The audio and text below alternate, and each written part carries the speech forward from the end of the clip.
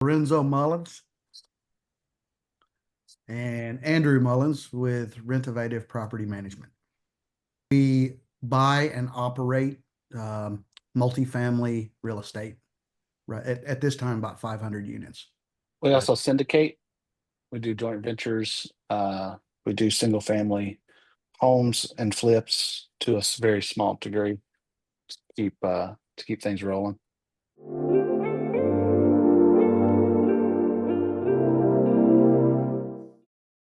Okay, so we short story, we started in Tennessee.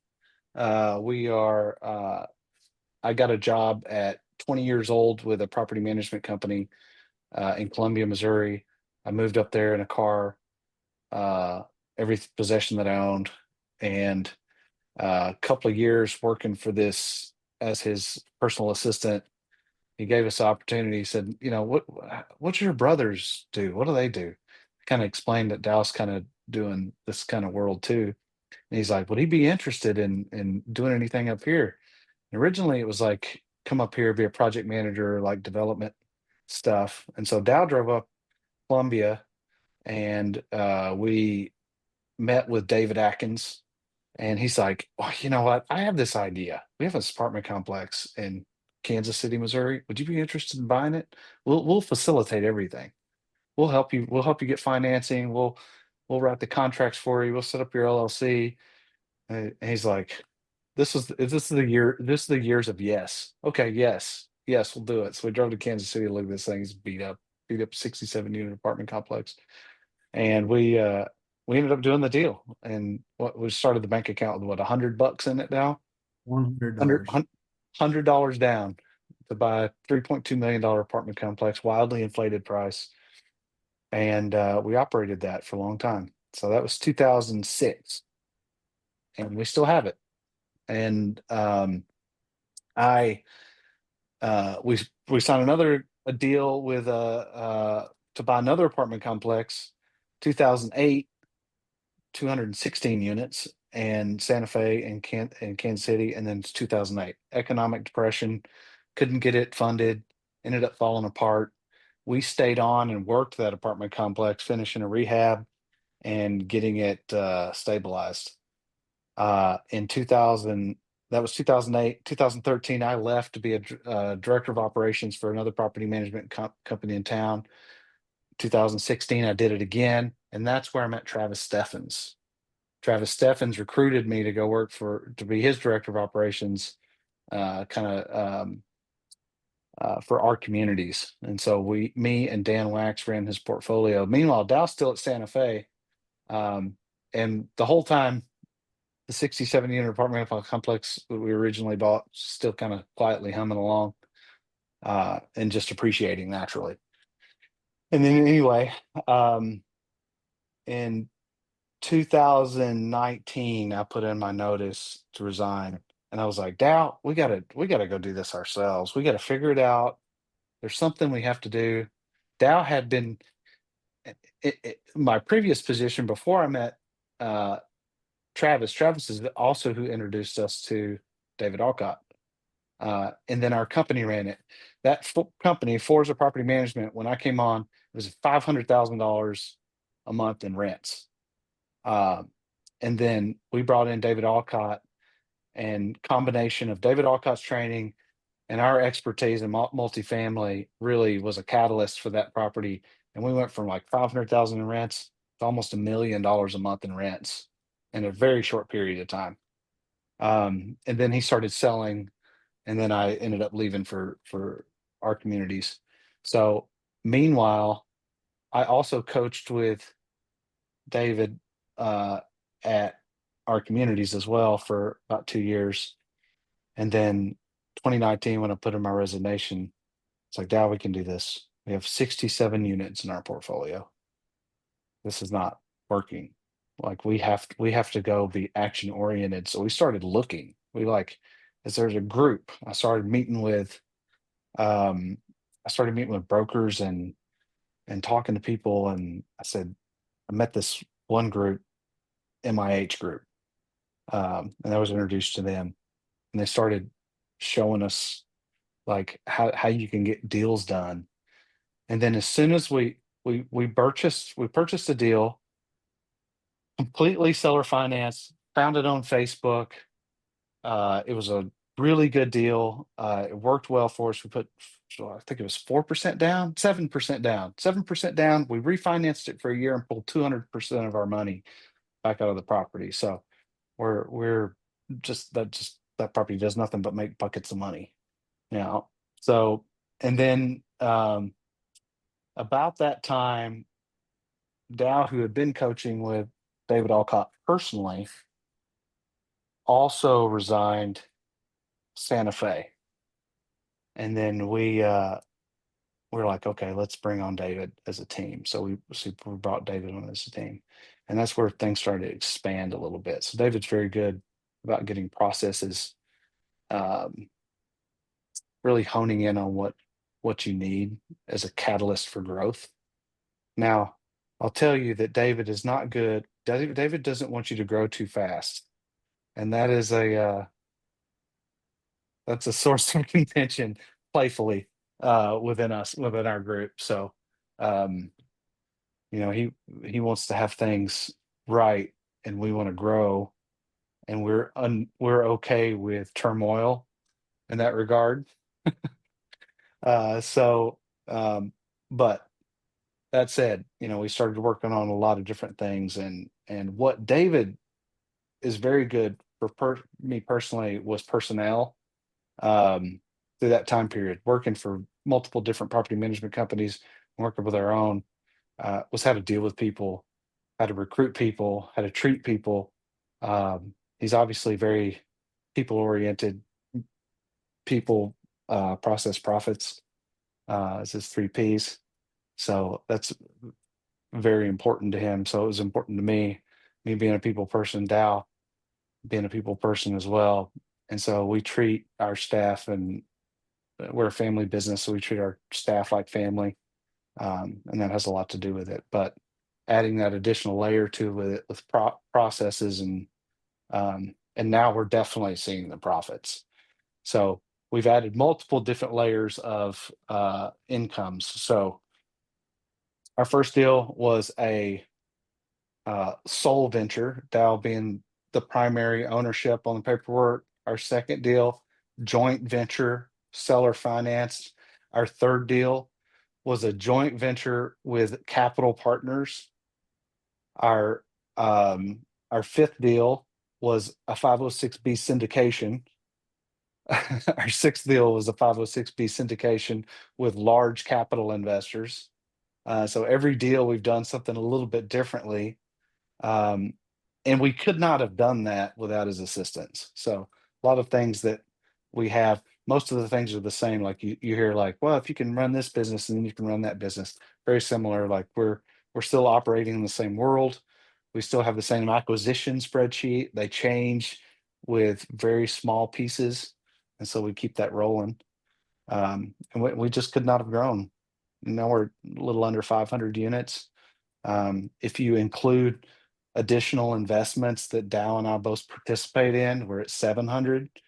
So Dow's a part of a deal in Kentucky. How many units is that, Dow? 72? 40, 44. 44, that's right. And then also I have one 72 and another almost 100 in um, uh, Frankfurt. So that's a snapshot of us.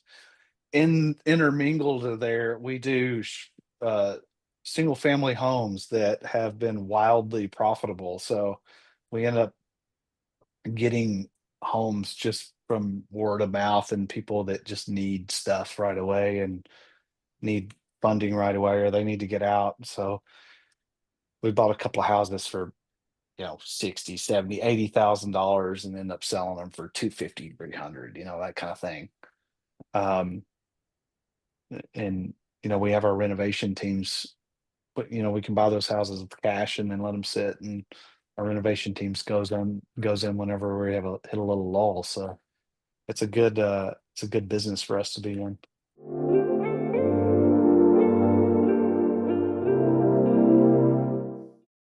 Details. Detail, Details. measurables, really focusing on KPIs.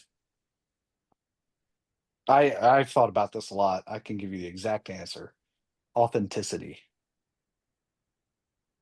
David lives it. Samurai Success, with David as the default head of Samurai Success, it flows through his organization as a visionary does, as an entrepreneurial visionary. That it absolutely authenticity flows, and you see that in every person that works for their organization that we've participated with. We do have great relationships with Paul. We just met some of the other people, but they all seem very authentic as well. If you don't believe in who's coaching you, you're never going to do it. Mm. You have to believe in the product. You have to believe in the system. Like if you go to a golf coach and you're like, and you see this guy hacking it up out there, you're not going to take anything that he says seriously.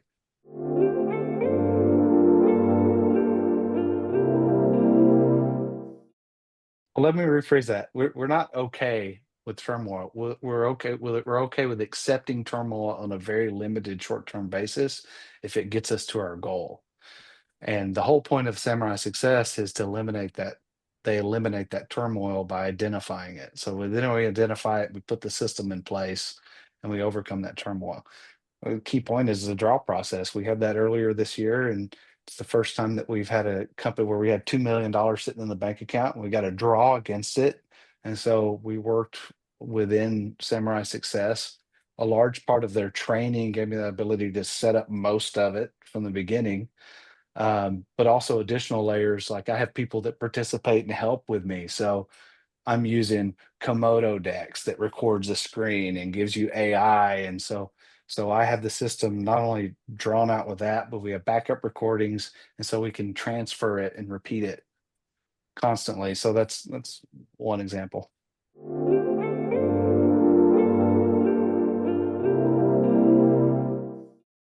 I would probably say it's our ability to deal and negotiate with people, and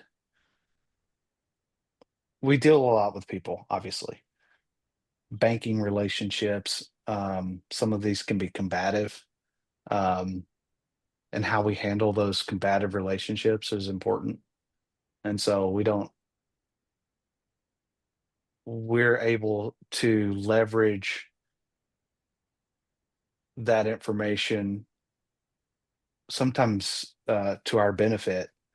So like our first deal with partners, where we brought in 450,000, Dow and Clint brought in $450,000, and so we put a deal. Like we were so confident with MIH and Samurai Success and our ability to close, we put $50,000 hard on a $4.5 million property before we had capital investments secured, before we had the process written out, before we did anything. So we took that property and we signed the contract in June 2022, and we didn't really know what we were doing.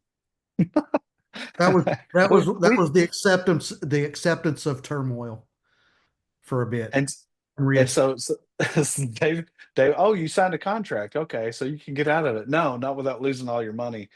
Uh, yeah, the money went hard day one, but we were confident in our ability, and our support group, Samurai Success being part of that support group, that we could confidently get it done. And it was a tough product. So we had draw process, we had constructive process, we had lease up and stabilization process that we had to complete and implement and write, and then we had to execute it. And so we brought that property. First month it did $33,000, and that was October 2022. It's doing it just did the last 3 months consecutive at 65K. So it's doubled its value in that amount of time. But really, we put on the most value in the first year, completing the construction and getting the renovations done. And so that was, we worked on that system and those processes almost for the first year, just for the north part, 54 units.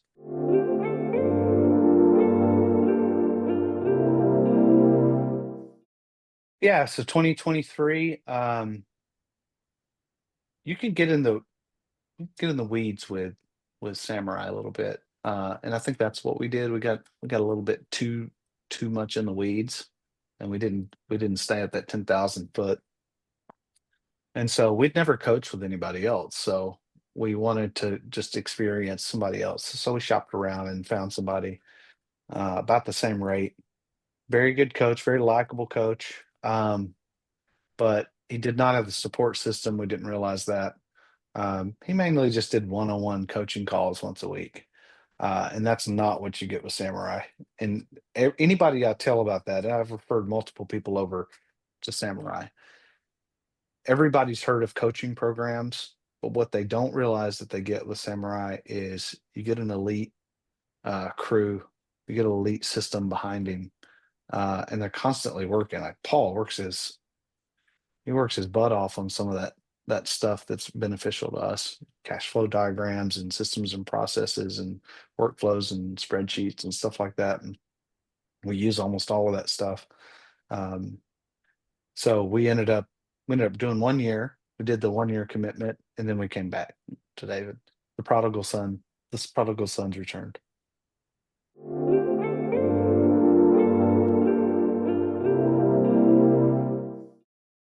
It's provided very structured growth, and with that comes some calmness that we didn't. It's not. We realized it wasn't a race. We were constantly trying to scale and grow very quickly. How are we going to do it? How are we going to figure this out? And what we did figure out is when we went back to square one and really focused on processes and dialing those processes in and getting them repeatable. It wasn't a race. The growth came naturally. We instead of going out and having to just search for something that worked, we could just apply the processes, and those processes would seek out other opportunities for us.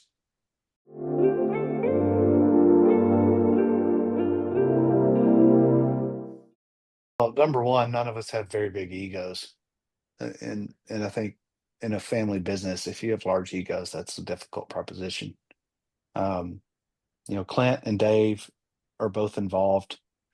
Dave Mullins, our brother.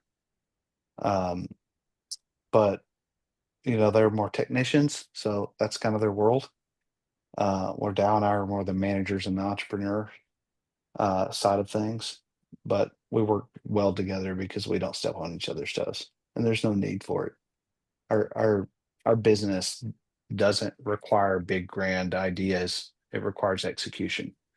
It requires actionable execution, and if you don't execute, that's where you fail. You have it's not tough. It's not a tough world. You have a vacancy, fix it, rent it, move on. You don't need some kind of wild scheming ideas to overcome things. If you're going to work with a family member or somebody that's been a friend, somebody close to you, you're going to have to know and accept your role. It's going to need to be well defined. You're going to have to accept what other people's strengths are and be willing to utilize those.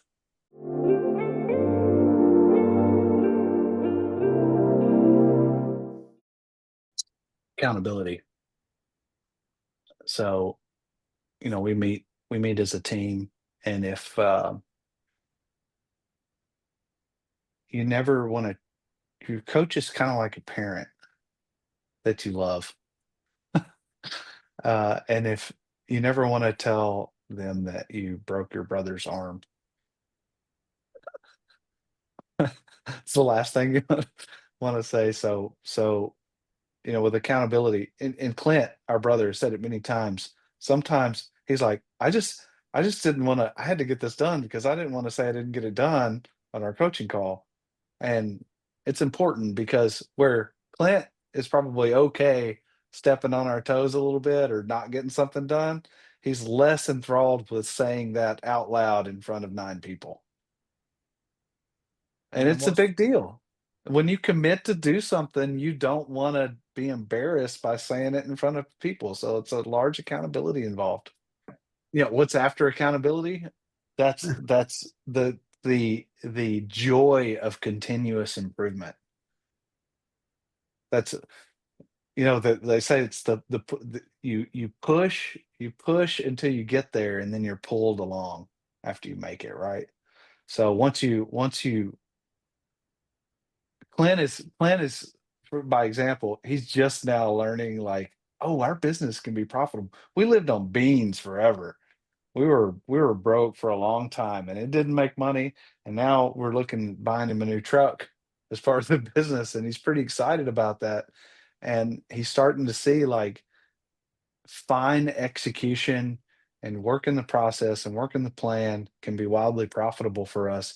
And he's really going to see that in the next 12 months. So he's going to be, he's not going to have to grind and push. He's going to be pulled to it. He's going to like, oh, like I'm excited to get up and go to work in the morning because we can get this thing done.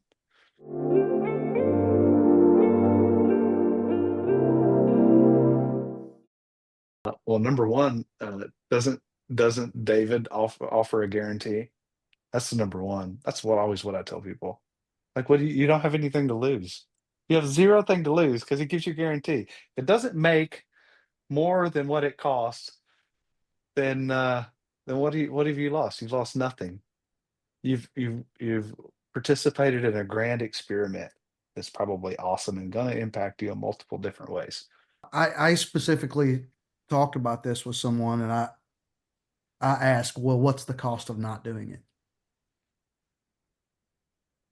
And I can tell you from personal experience, we left for 1 year, and I have asked myself, what was the cost of not being there that year? Did it cost us a year of growth?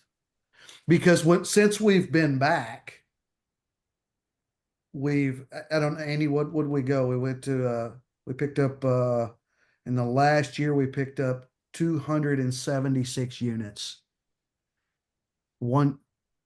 13 months. I know 270. in It's three deals, uh, for 7 total complexes, 276 units. So I often ask myself what could have happened in that year. so almost entirely under we started at say Warner was worth 5 million in 2020 when we truly started with David Alcott and Samurai Success. Uh, our value is 55 million now. And that's quite a large increase in a short period of time. Well, most people think 5 years is a long time. It's really not in this world. It takes a long time to generate capital, and that's coming from not knowing how to do what we do now. Like we did not know how to raise capital. We did not know how to do syndications. We did not know how to do joint venture partnerships. And yeah, it's We were pretty buying impressive. work. We were buying work. At the beginning, we were buying a job. It was a forced appreciation, forced cash flow play.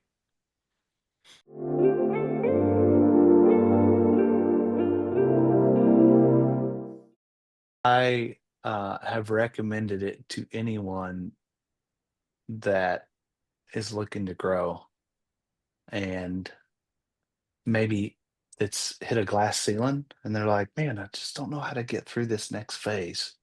I don't know how to get there. And we can see that we were there at that point at some point, uh, but they need direction and they need careful guidance where I don't think I would make a good coach because I get too excited and um, but where you need a shepherd, where you need guidance. David and Samurai Success is very, very good about that guidance and that support.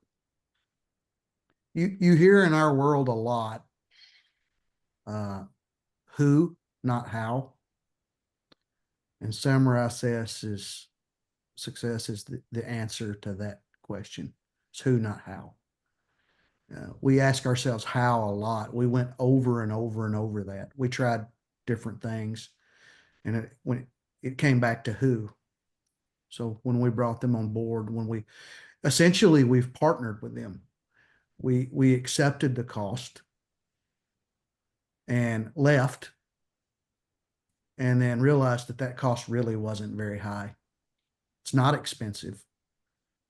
We've grown 10-fold, 20-fold over that cost in 2 very short years. I don't know that our future will ever not have Samurai success involved in some way at this point. We tried that, and that alternative didn't work for us. Who, not how.